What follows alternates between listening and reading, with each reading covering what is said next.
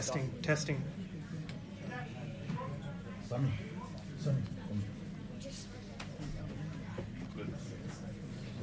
That's great, thanks, cheers. Assalamu alaikum, everybody.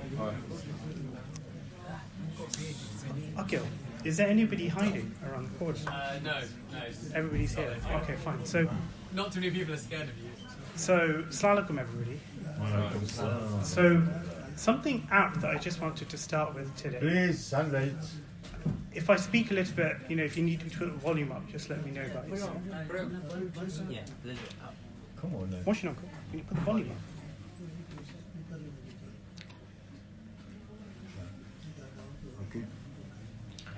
Okay, so I want to start just by this one thought that somebody had shared. And whilst I'm reciting it, I just want you to reflect on it and think about who might have actually said it. It is important to keep together and keep the community spirit going. There will be times when there are disagreements, but keep going. Forget your differences and let go of your issues. You are not taking anything with you when you pass away. The trust, the properties, nothing. Forget your differences and don't keep putting up obstacles. There are more important things to deal with than spending energy creating conflict. You need to get the youngsters to get into the community and into Islam, not in an extreme way. My experience has proved the value of our community. It is very important. So, any ideas, guys, as to who shared those thoughts? So it was actually someone much closer to us. It was actually our Naz uncle. And these thoughts were written days before he actually died. And I thought it was really quite apt to share. And I hope that during this series of Moharram lectures and gatherings, we can keep this community spirit together. And I think we ought to reflect on that on a daily basis. And perhaps it's at the time towards death that the reality of our existence and the purpose by which we live really comes apparent. And I think that's apparent in what Naz uncle had written. And those thoughts really echoed through me through today, and I really couldn't help but share this.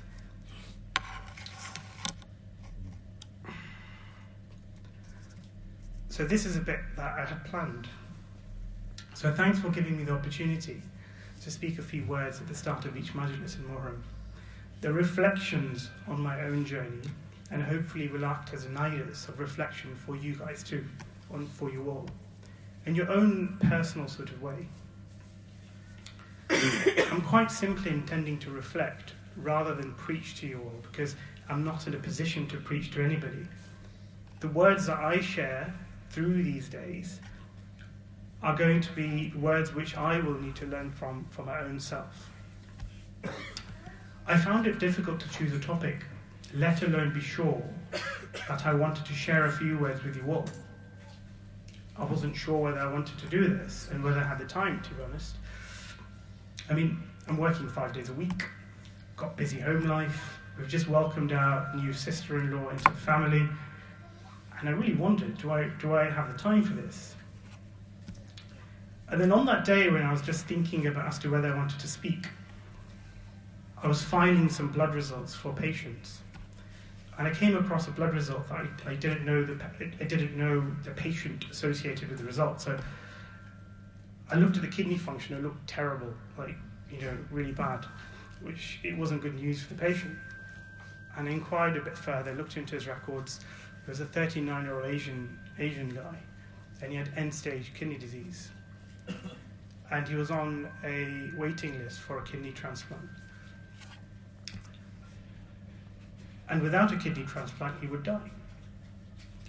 And I wondered what his concept of time would be, and how he would perceive his time, and what his own priorities are, just in the way that we've just reflected on what Naz uncle's thoughts were and where his priorities lay. And that made me think that if I was in that situation, and if I was returning to Allah sooner than what I had planned, I would also be prioritizing these things over other things in my life. And it was that thought process that affirmed to me that, well, why not? Let's share a few thoughts during this Moharram. And then I just came across Surah Al-Asr. And Surah Al-Asr is a very short surah in the Quran. I recite it regularly when I'm praying namaz, and it's for the wrong reasons, because it's a really short surah. So I get through my namaz quickly, you know. So my two favorite surahs are Surah Asr and Ikhlas, so you just run through your namaz for completely the wrong reasons.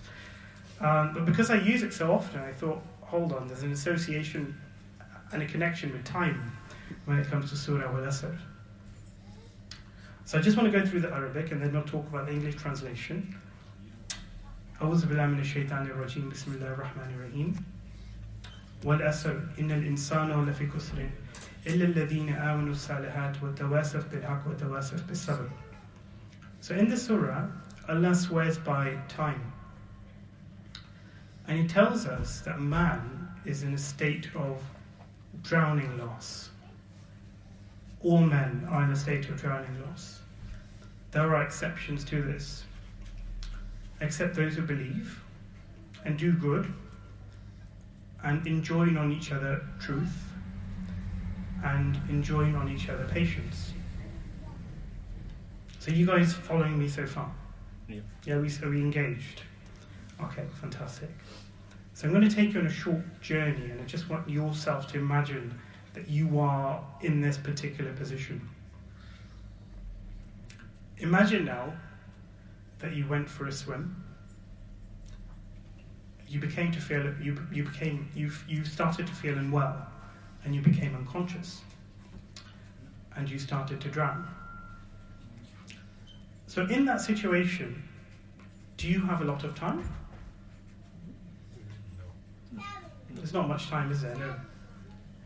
This means your time is running out. And the Arabic word for time which is running out is called asr. It's like when you drench a piece of cloth and you wring it of all the water, and that is to call asir. And quite literally, in that moment, you are trying to eke every moment of time up because it is running out.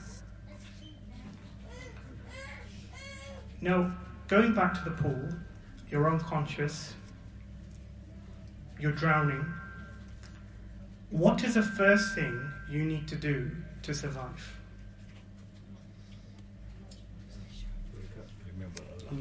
Absolutely. So you need to wake up. If you are unconscious, there would be no chance of you surviving. Even if you are unconscious and you are dreaming, and we all dream, and let's just imagine you're in the swimming pool, you're unconscious and you're dreaming, and in this dream you're having a fantastic time. You are, let's say, I don't know, driving a Ferrari in the Italian countryside, you know, good-looking somebody next to you, you know, and you don't want to wake up from that reality.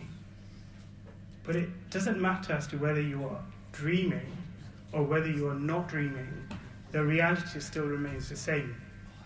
You are drowning and there isn't much time. Now let's say you wake up from that position when you are drowning, and then for some reason you just choose to go back to sleep. And you don't want to save yourself. What type of person would you be? How would you describe yourself? You might describe yourself as foolish.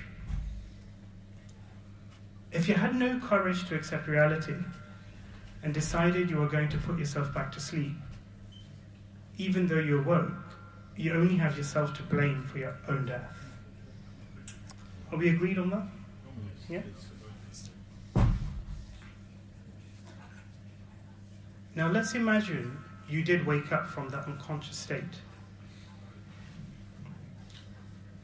Even if you don't know how to swim, you will make every motion towards the surface in order to survive.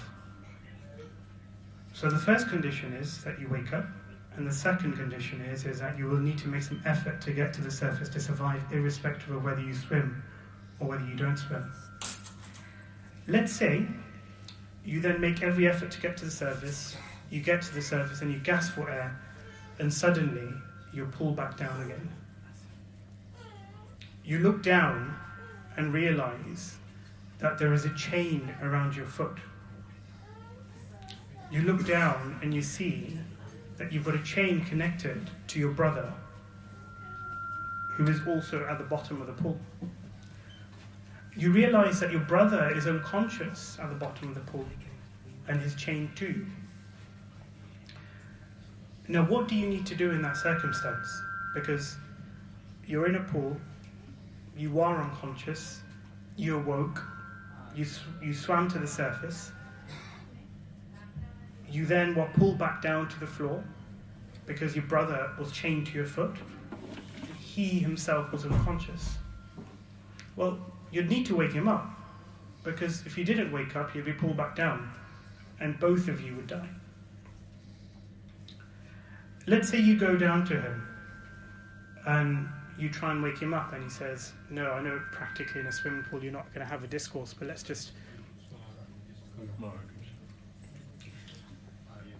So you need to wake him up. You need to go down and save him, otherwise he's going to die. Let's say you do go down to him and you try and exchange, you try and wake him up, and he wakes up, and imagine you had a conversation with him and he said, look, I was having a great dream. I was off the coast of Monaco on a yacht, enjoying drinks and food, and it was really good. I want to go back to sleep. You're not really going to let him go back to sleep, are you? Would you agree? Yeah? You're going to try and wake him up, and you're going to try everything you can for him to accept his reality, even though it's not consistent perhaps with what you want. So in this short story, there is a 4-part process in helping you survive. Number 1, you had to wake up and accept reality. Number 2, you had to realize the truth and swim. Number 3, you had to wake up your brother. And number 4, because your brother kept going back to sleep because he wanted to go back to Monaco, you had to keep waking him up, and you had to persevere in trying to wake him up. So let's relate the story back to Surah Wal-Asr. In the translation, the Quran says Wal-Asr, by time is running out. Innal insanu lafi khusr. Human beings are drowned in a state of loss. And Allah tells us that the only exceptions to those drowning in loss are those who are tawasaf bil haqq. They realize the truth of their existence, so you can wake up and swim. Amalus salihat, those who do good deeds and those who correct the situation, in that we help others directly, but also by helping them to realize the truth. It's like going to someone and keep reminding them that this is the truth, this is the truth, this is the truth. And then those who have tawasuf bis-sabr. And then one has to persevere, sabr, be patient in the truth that they are sharing. If the person at the bottom of the pool keeps going to sleep, you need to wake them up, because their survival is dependent upon it, and so is yours. So like this community, as a collective, it's important to wake each other up to our own reality, spiritually and in the physical reality of who we are. There's a reason I chose to speak about this particular surah in Moharram. Because the question arises, what is the point of reciting the events in Karbala on a yearly basis? What do we learn? What do we gain? It's because we need to remind ourselves of the truth. Because if human beings were very forgetful. Now, if I were to ask you what the word insan means, what would you tell me? Human being. Human being, yeah? Correct. If you went to the if you did a root analysis of the word insan, what does it actually mean? There's a further root associated with it, and it is the one who is prone to forget. So, we are called those who are prone to forget. That's our definition. We're very forgetful. That is our inner fitra. That is who we are. We all are. We all are those who are prone to forget. And we may ask each other why we congregate every year to mark the event of Karbala in our diaries. The truth is that we as mere forgetful men forget the true reality which we are in. Just like our daily namaz, which helps us to remind ourselves of our reality, the reflections of Moharram on an annual basis allow us to remind ourselves of what this reality looks like in the most practical of senses. We are reminded of the truth. We're reminded of what it is to do good deeds in the height of sincerity and courage in the background of the most difficult of circumstances. We are reminded what it is to be patient in the most troubling of times. If we can take an iota of faith that Imam Hussein alayhi salam had on these days, then we perhaps might just awaken ourselves to the true reality of the life in this world. Even if we can enact an iota of the good deeds Imam Hussein alayhi salam performed at this time, then we have the chance to be successful. Even if we can instill an iota of patience Imam Hussein alayhi salam had to endure through loss and compassion, then we stand for a chance of success in this world.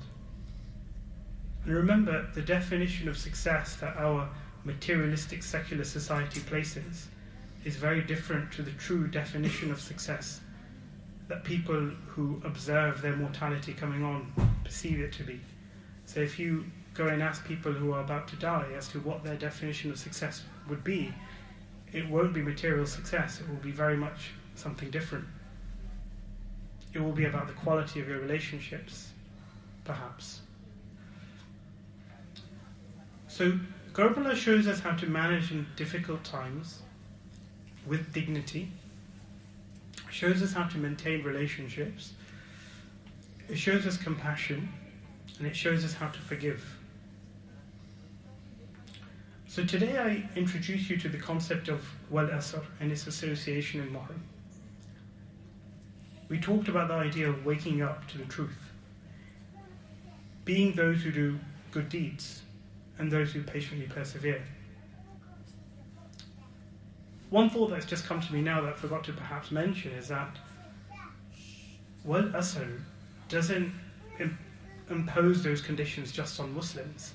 It's all of mankind. So Allah doesn't say, for the Muslims, your time is in a loss, and you need to accept reality, and you need to do good deeds, and you need to be patient, and you need to persevere. This is for all man. And I think that's a really important token to remember. So going back to the conclusion of this discussion today. So we spoke about the relevance to Karbala. And naturally, the surah sometimes, when you reflect upon it, poses some fundamental questions. We talk about truth, don't we? We talk about waking up to the truth, the reality. And the question then is what is this truth? What does the truth mean to you? And so, tomorrow, I wish to speak a little bit about the truth and what it means to you. I am aware that there's perhaps going to be, because it's a Monday evening, perhaps maybe a difference in the type of members who will be here. So I'm just wondering whether I ought to just take 5 more minutes of your time, because we've got the time to discuss this. Is that all right? Is everybody still with us? Yeah? Okay. So, just to summarize, we learned that in order to stay on the path of truth, it is our obligation to help our fellow man to try and learn this truth, in case they stay at the bottom of this pool and drown. We use the imagery of the pool to symbolize the lack of time we have in this world and the distractions we have in this world, which are of absolutely no use to us. We need to realize the truth of reality around us and swim, because sometimes we might have a false sense of reality, because we've got a warped sense of our own mortality. The question then naturally arises, what's this truth that you're talking about? What is this truth? What does the truth mean for you? Is a truth different from one person to another? Are there multiple versions of the truth? What does the truth actually mean? Why do we follow Islam and the Quran when there are other religions which claim to also hold the path to truth? Well, the truth is the truth. There can only be one version of the truth. The truth is that the day is light, the night is dark. We are all gathered here today to observe Moharram. The truth is that we are all men. The truth is some of us here are also women. The truth is that we are born. The truth is that we live and then we die. And the truth is that on the day of Ashura, 72 men who witnessed the truth and opposed falsehood died because they fought for the truth. There are no multiple versions of the truth. There is only one truth. You see, there are two types of truth. There is a physical truth and the reality which we can perceive. It's that physical reality which each and every human being perceives. The things that we can see, the things that we can touch, the things that we can smell, hear. These physical realities provide the history of the 72 who died in Karbala, but it can't explain why.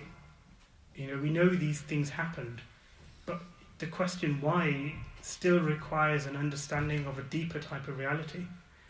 And only a higher truth can do that, not the physical, materialistic truth which the secular society of today affirms to as its own deity, its own God. So I'm talking about the spiritual truth, and this why can only be explained by a spiritual truth. A spiritual truth, perhaps something that our eyes cannot see, our ears cannot listen to, our noses cannot smell, and our tongues cannot taste. You see, there is only one truth. And it's the same truth that 124,000 messengers have sent from God to the earth to tell man that there is a God and He is one. It's a very simple truth. Islam doesn't prescribe us to perhaps believe in anything, perhaps more the fundamental is just this.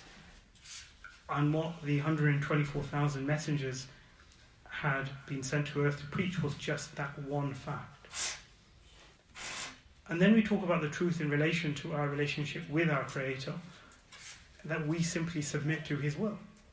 So the truth is that there is a God, He is one, and we submit to His will. So just reflect on how uniform that statement is, and that in just one sentence statement defines Islam. That's all Islam is. So Islam was created at the conception of man when Adam alayhi salam was created as the first human being who was able to subscribe to that will. And so we can then also define the truth in accordance to bearing witness as to who brought that truth to us. And as Muslims, we believe that to be Muhammad Rasulullah. And so our faith is that there is a God and He is one, and that Muhammad Sallallahu is His messenger. And just by that simple utterance, we become Muslim.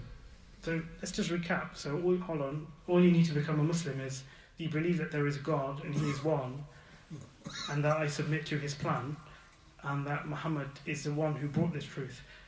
So it's not a very specific truth, is it? Would you agree? I think it's quite a generic, uniform truth. It's a very simple truth. And there's something so pure within that truth. So when we talked about there are other religions and there are other truths, absolutely there are. And they share some truth. But as Muslims, we need to be just confident that the absolute truth in which we believe is a pure, eternal, absolute, everlasting truth, uncorrupted and pure. And so, to be a Muslim, we believe that there is a God who is one and whose will we submit, and that Muhammad is his messenger. The messenger to what again? Just remind ourselves. The messenger to the truth. Yeah? Of course, there are multiple layers of truth, and we can start our souls on the spiritual journey and explore this further. And you can do that just by looking at any small ayat of the Quran, and it's wonderful. So let's just take another surah that I recite during namaz, for obvious reasons again, because it's short. Qul huwallahu ahad, yeah? And so let's just look how uniform Qul huwallahu ahad is as a surah. It says, God is one. He is absolute and not limited by space. He is eternal and not limited by time. He does not procreate, and he himself was not created. There is nothing that you can compare to God. So what a uniform and wonderful truth that is. I mean, this is the stuff that we utter during our namaz. So sometimes, we have to our own selves wipe the slate clean from all the biases that we think are created by anybody else as to what Islam is. Islam isn't always that. If you go and revisit these themes, you'll find that Islam is a wonderfully pure, highly spiritual, absolute reality. And I think Surah Ikhlas tells us that. Islam also confirms everything that came before it, which was also the truth. Islam tells us that previous religions, sent by Allah, were not alternative realities of the truth, they are the truth. Christianity is truth. Judaism is truth. Now you may ask where this truth comes from. It comes from the Quran. And what makes the Quran the truth? Because it is the kalam and the speech of Allah. How do we know it is the truth? Because we look at its content and we just see that it's the truth just by the two surahs we've discussed today. It's like light into darkness, because there is no other book like it. Because the difference between God and man is the difference between the speech of man and the speech of God. And the Quran says that if we truly dive into this book, we will find truths and reflections in layers so deep that if all the oceans were ink and all the trees in the world were pens, the truth of God could not be fully written down. It is the same book which manifests such a truth that 72 men on the plains of Karbala fought to ensure this truth contained in this miraculous book continues. Tomorrow, we'll discuss what makes the Quran a book which manifests the truth in the manner that it does, and what makes it so miraculous. So let's pray that we all go on a journey of reflection and discovery this Moharram to help us to reawaken our souls to the true reality, to our existence. Ameen. And I hope you gained something, as I did, from just my own sort of reflections on this. And I think it's time for Niyaz. Thank you.